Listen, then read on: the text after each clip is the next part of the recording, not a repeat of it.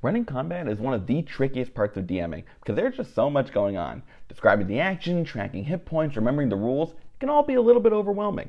While mastering encounter design and learning to play different monsters takes time, there are simple steps every DM can take to help you reduce your mental load, keep track of what's happening, and feel better prepared when the fighting begins. So here are 7 things that you can do to hopefully make combat run just a little smoother. Without further ado, let's get started. Whenever you sit down to actually plan out your upcoming encounters, whether they're curated for a particularly deadly dungeon or being thrown onto a random table, you have a lot of options to choose from dastardly beholders to devilish pit fiends. The variety of monster types, abilities, and attacks can be staggering. So when you roll initiative a month later, after your players took an unexpected detour and delayed a fight you thought would happen weeks before, you might find yourself scrambling to read up on each monster and figure out what they can do before the dice actually start flying. Before the session, it can help to read the stats of each monster you plan to throw at your players, refreshing yourself on what attacks are available, how their weird abilities work, and what exactly their AC is will make it a lot easier to pick up the book and go when initiative is actually rolled, requiring you to do less frantic reading. It'll also make it less likely that you forget important resistances, immunities, and traits in the moment that you might miss when scanning the stat block right before combat starts. This isn't foolproof, of course. Your players might veer way off course, avoiding what you had planned and forcing you to come up with new encounters instead. But you can never predict the future, so familiarizing yourself with stat blocks you're fairly confident will be used that session will help set yourself up for success. And at the end of the day, that's all you can do. And I guess pray that the wither doesn't cast teleport this session. Not every fight is going to be between your party on one side and a single monster on the other. That monster might have minions backing them up, or wandering creatures could enter the fray. Oftentimes, you'll be keeping track of multiple monsters with stat blocks that might span entirely different books. It can be easy to get flustered when you're shuffling between pages and resources, especially when you lose track of where a monster even is. Marking the pages for each of your combatants is an easy way to help you keep each one in line. Now, you no longer have to worry about losing your page or remembering where each monster is. You can simply flip back and forth without worry. You can do this in a lot of ways, but I like to use post-it notes. They're easy to see even when the book is closed, and I can use different colors to group monsters by their intended encounter, which is really helpful when you're planning dungeons or long stretches of travel where you're going to have a lot of different fights taking place. It takes 2 seconds to mark each page that you know you'll need an encounter, and it'll truly save you lots of headaches in the long run. Just remember to unmark the pages when you're done. Advice that I clearly do not follow.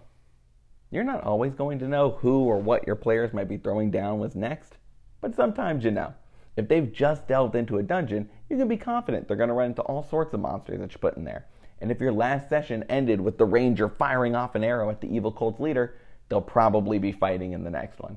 In situations where you're almost certain your players will be facing an encounter, it can be helpful to pre-roll initiative for your enemies. There's a lot that happens at the beginning of a fight. You're trying to get stat blocks sorted, set up the map, switch the music, find the right minis, all while recording your players' initiative rolls too. Having to roll your own monster's initiatives will slow down the process, adding another thing to your already full plate. It seems like such a small thing to do, but having those rolls already completed will free you up to work on everything else. This next one is actually in the Dungeon Master's Guide, but it's pretty easy to miss. When running encounters with lots of enemies, it can be a real drag to have to roll initiative for each individual enemy. Giving all of them a turn slows things down significantly, as you're trying to remember which enemy is null number 5 and which is number 6, exactly how much they get to add to their roll, when your players get to go, and everything else you're juggling. Instead, it's much easier to have enemies of the same type go together as a group, rather than get individual turns. Grouping them up will make everything smoother. You'll only have to remember which is which when you're calculating HP, since on their own turn, it probably won't matter which goblin is which. If you're making multiple of the same attacks, you can look up the attack modifier once and then roll them all together, rather than having to pull it up again and again each time one of them goes to double check. Getting them all out of the way at once will also help it feel like your players are going more often too. Instead of stopping their flow multiple times to attack with each individual goblin, you get them all out of the way at once so your players can go back to back as well. There are of course scenarios where this won't work. If you have 2 beholders with distinct personalities, for example, you might want them each to go on their own turn. Or if you have 3 hobgoblins but have modified their stat blocks a bit to have unique abilities, you could have each go separately so you don't confuse them. But when you're throwing a bunch of grunts at the party, especially if you have multiple groups of multiple monsters, Having them all go at once will be much simpler and faster than making them go separately. As a DM, you are always engaged in combat. You're making rulings, describing attacks, rolling for monsters, and keeping track of who's up next. It's easy to forget that as a player, your turn only rolls around every once in a while, which means it's a lot easier for your players to get distracted in combat than it is for you. And a distracted player is one who's going to take a much longer turn as they try and remember what's happening and where everyone is on the board. Giving the next player a heads up the turn before theirs is a good way to keep everyone engaged with what's happening. Even that small warning can be their cue to start paying attention and think about what they want to do when their character is up. Even if things that happen on the turn before change their plans, they'll be better able to adapt and pivot to something new if they were actually listening in on what just happened. This isn't going to 100% keep players from losing focus or taking long turns, but it will give them the chance to be better prepared when it's their go. And that means less explaining, rehashing, and headaches for you.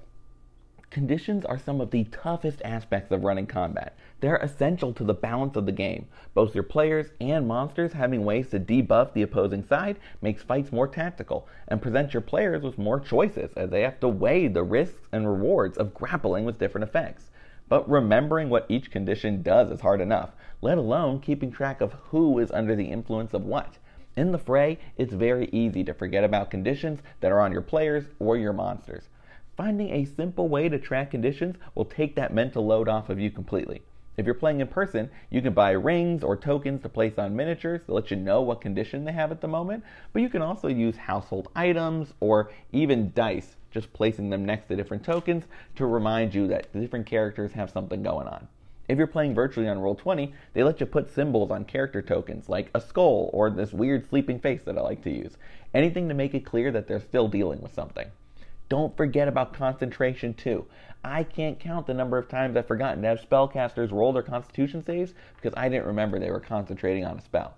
No matter how you do it, having something visual to help you remember conditions and concentration will save you a lot of headaches and keep your players from lucking out when you forget. Speaking of spellcasters, it can be intimidating to open an enemy stat block and see tons of spells listed out in a huge chunk. While newer official monsters have tried to pare back these lists as much as possible, it can still bring combat grinding to a halt when, on your mage's turn, you have to spend a few minutes looking up spells and figuring out what the best option is. Google helps, but it can still be a slow process. Instead, I like to put in a bit of work before combat that saves me time during it. Writing out which spells an enemy has access to in your notes with a summarized description of what each one does will make running spellcasters so much easier at the table. You don't have to copy down every spell and every word of their effect. Instead, I choose the ones I think I'm most likely to use and write down a summarized version that has all the important info, namely the level, range, how many targets, what sort of save is made, and so on. I'll also jot down how many available spell slots my casters have with little bubbles I can fill in each time they use one. That way I have a really easy way for knowing how many they've used and what they have left. While these methods add a bit more time to your preparation, I found having the spell effects and available slots right in front of me during combat makes it so much easier to run mages and wizards. And if I want to use a spell on their list that I didn't prep for, I can always just look it up like I would have had to anyway. If you're having trouble juggling everything that comes with giving your enemy spells, this should help make it much simpler. Those are 7 simple ways that you can make running combat easier, or at least ones that have worked for me. I'd love to hear your own ideas for keeping combat manageable in the comments. And if you enjoyed the video, I'd really appreciate it if you'd leave a like. Thank you so much for watching. If you want to see more, you can subscribe to the Bard's College. I make content about D&D and DMing, so if you liked what you saw, stick around. But for now, good luck, and remember, crit your players.